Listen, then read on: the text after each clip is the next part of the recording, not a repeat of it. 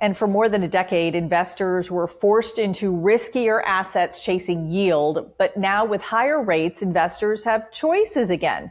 So Lance, where does the role of income ETFs like PFLD fit into the current landscape? Yeah, you're absolutely correct. And for much of the post 2008 era, investors have really been faced with difficult trade-off, right? Do we want to stay conservative and earn almost nothing in cash or bonds, or do we want to move further out on the risk spectrum into equities or longer durated bonds or lower quality credit in search for that yield that, quite honestly, some investors need?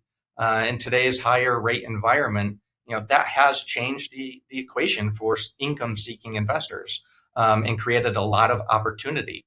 In the current environment, if inflation remains sticky, which we believe it will, it's likely that the Fed is going to keep rates, relatively higher for longer, which means bond volatility may persist.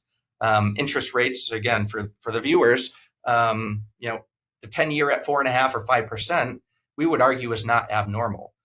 What is abnormal is the previous zero rate environment that we were in. And we just argue that we're in the process of interest rate normalization. So with that said, there are opportunities out there.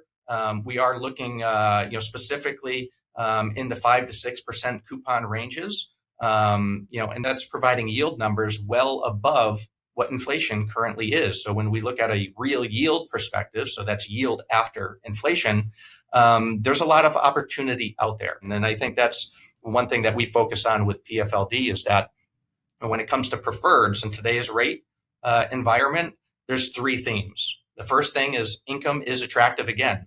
So you have PFLD that has a SEC yield of greater than 5%, very, very attractive.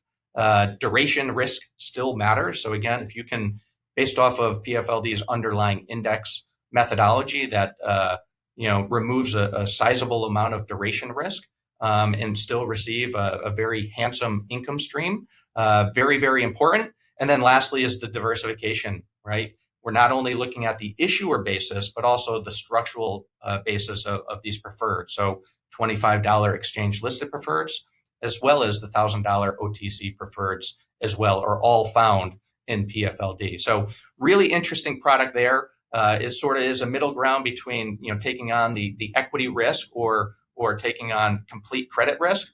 These are hybrid securities, and we think that there is a lot of benefit, as I mentioned, attractive levels of income, minimal duration, and obviously added portfolio diversification that you might otherwise not get from traditional bonds or equity strategies.